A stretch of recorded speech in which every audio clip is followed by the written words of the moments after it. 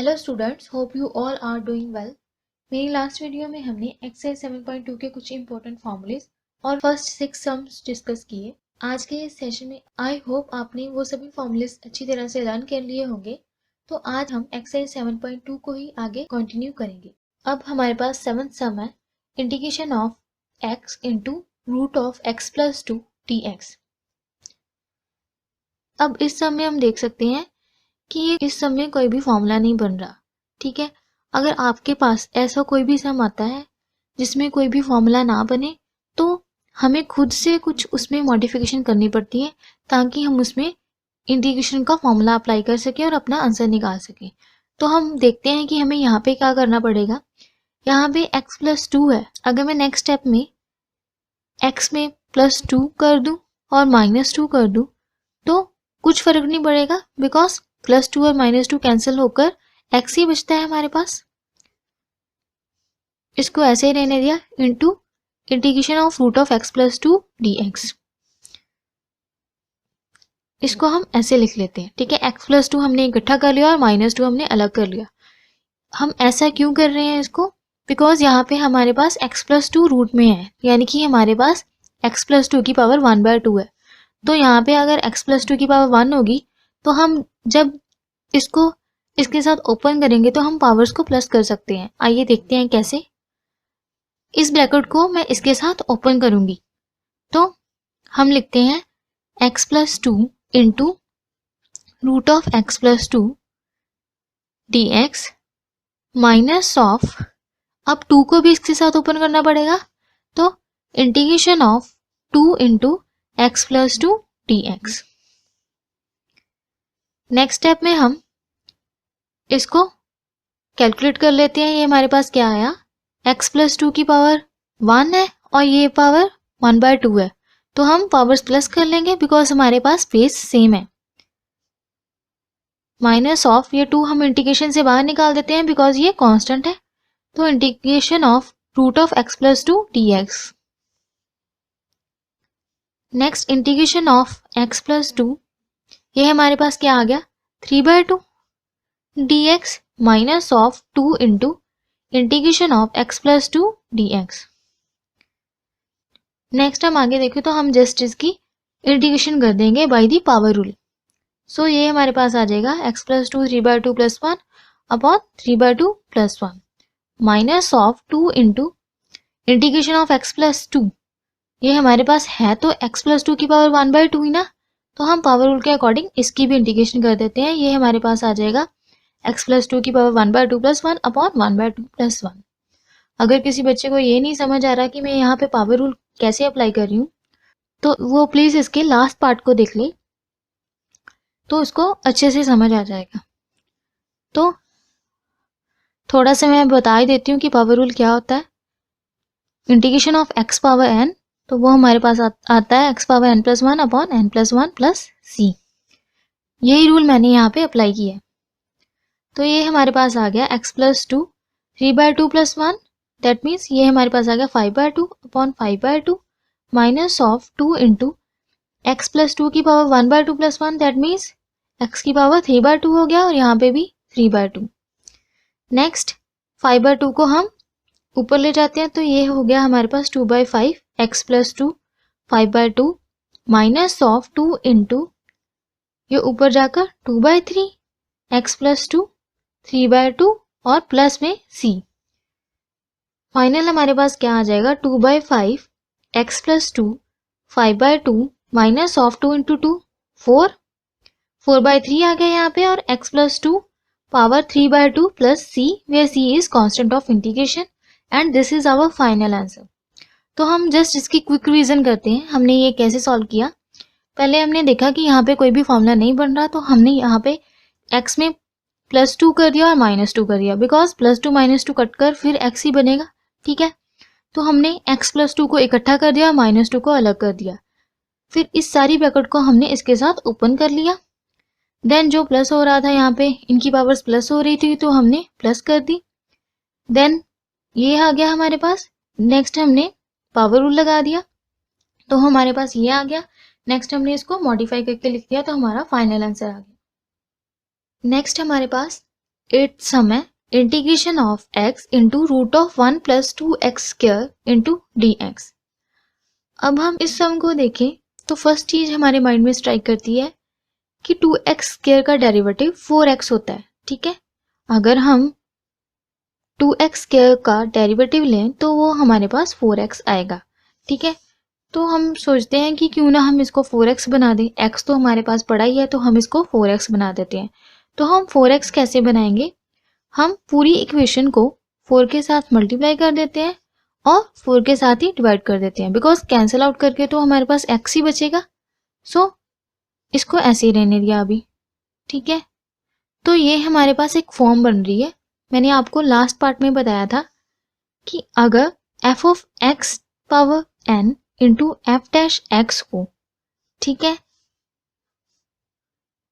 तो उसका final answer क्या होता है, एफ एक्स की power n plus 1 upon n plus 1 plus c. तो यही वाली फॉर्म यहाँ पे अप्लाई होगी, बिकॉज अगर हम 1 का डेरिवेटिव ले तो वो 0 होता है और 2x का डेरिवेटिव 4x।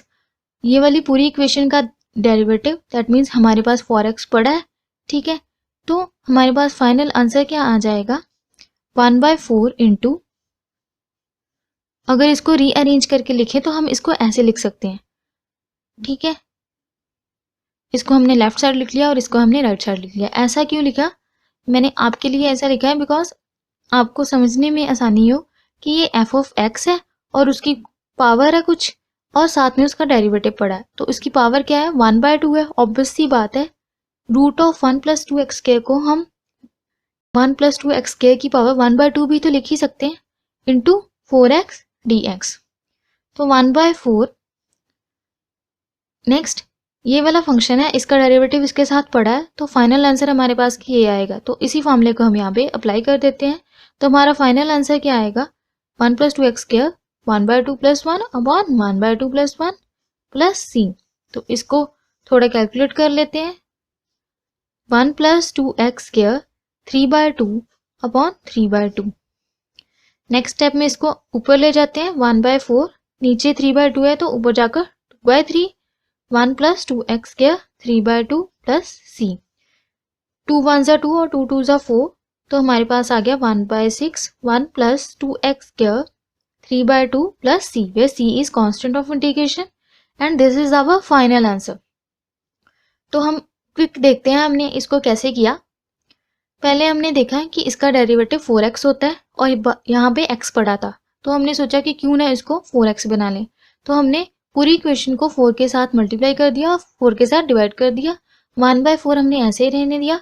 तो ये वाली फॉर्म कौन सी बन रही है, एफ एक्स पावर n और एफ डैश एक्स वाली फॉर्म बन रही है, तो उसका फाइनल आंसर ये होता है। तो हमने ये फॉर्मूला यहाँ पे अप्लाई कर दिया, नेक्स्ट उसको कैलकुलेट कर दिया और हमारे पास हमारा फाइनल आंसर आ गया।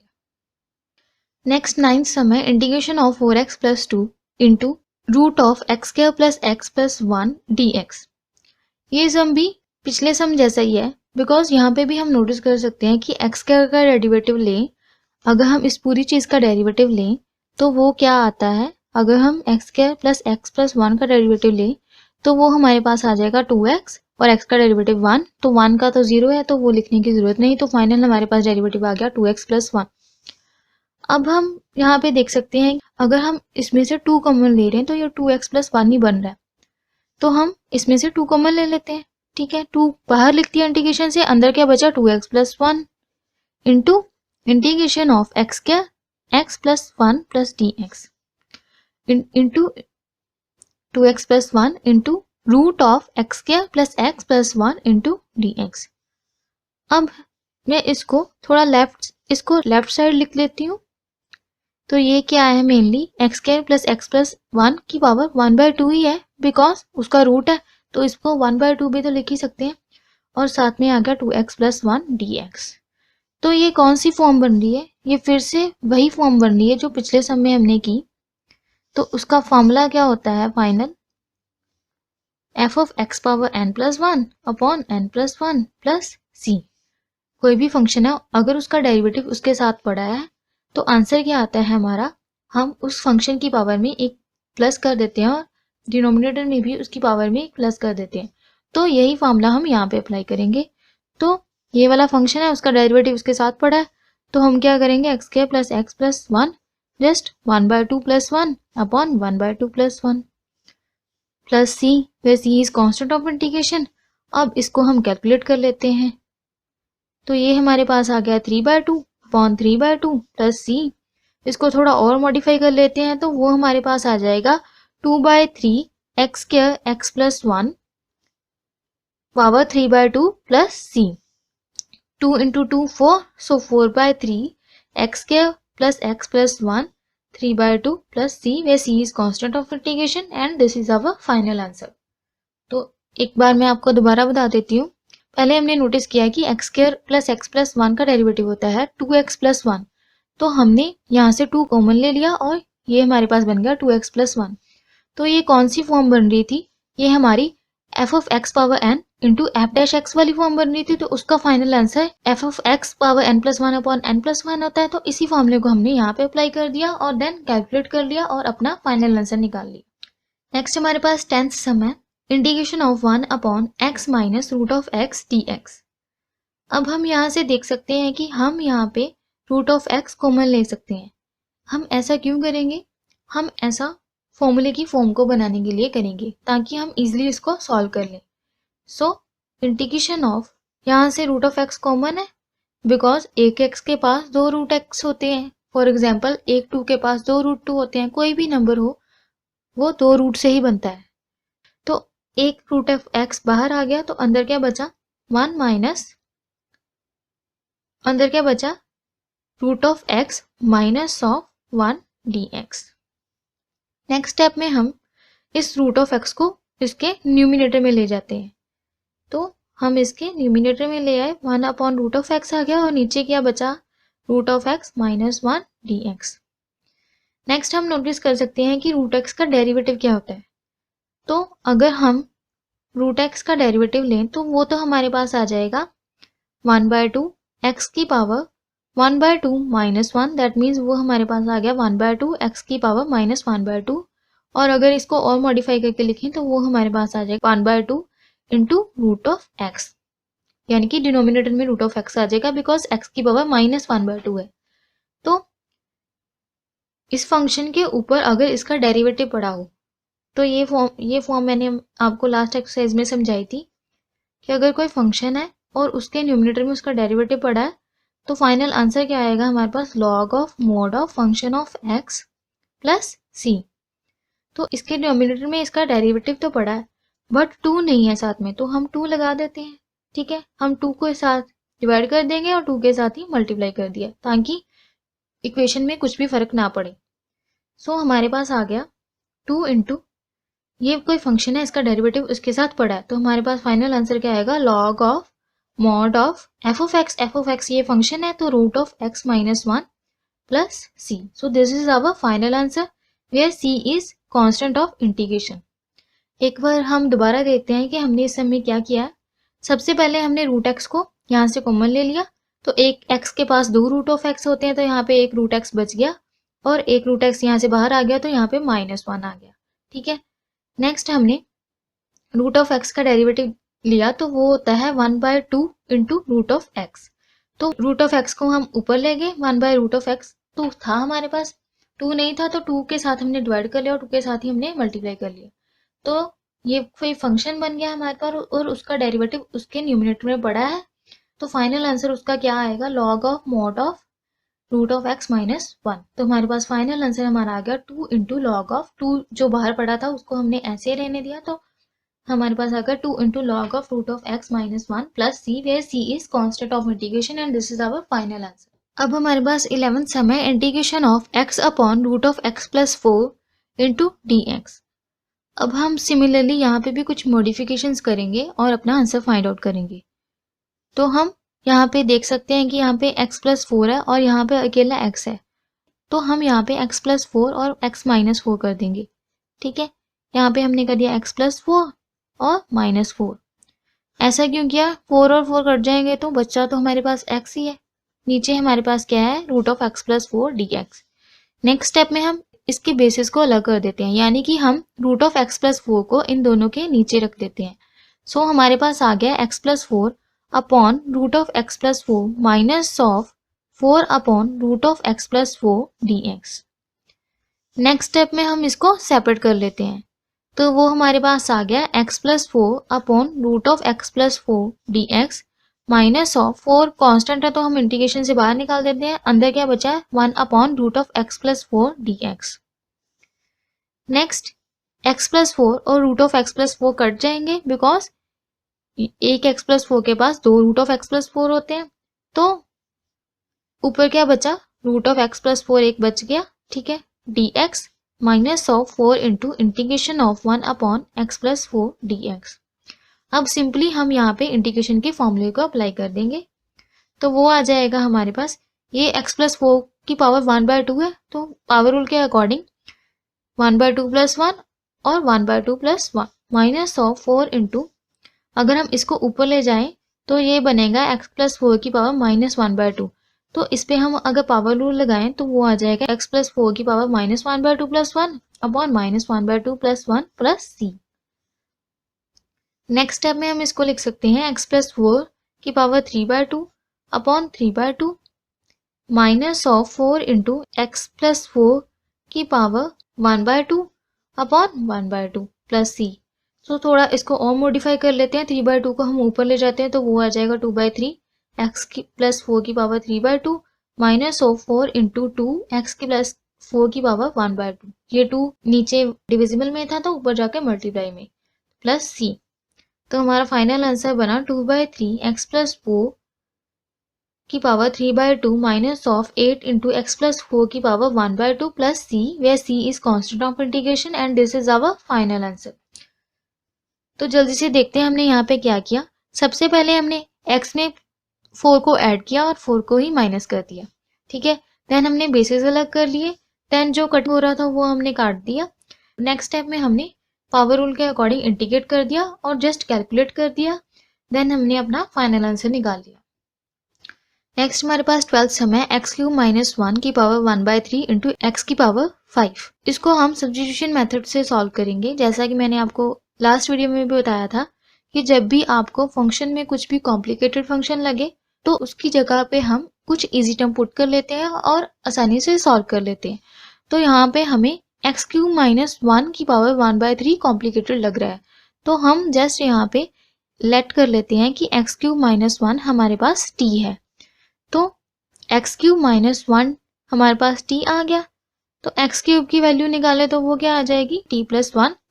तो नेक्स्ट स्टेप में हम इसका डेरिवेटिव कर देते हैं, तो वो हमारे पास आ गया 3x² dx is equals to dt।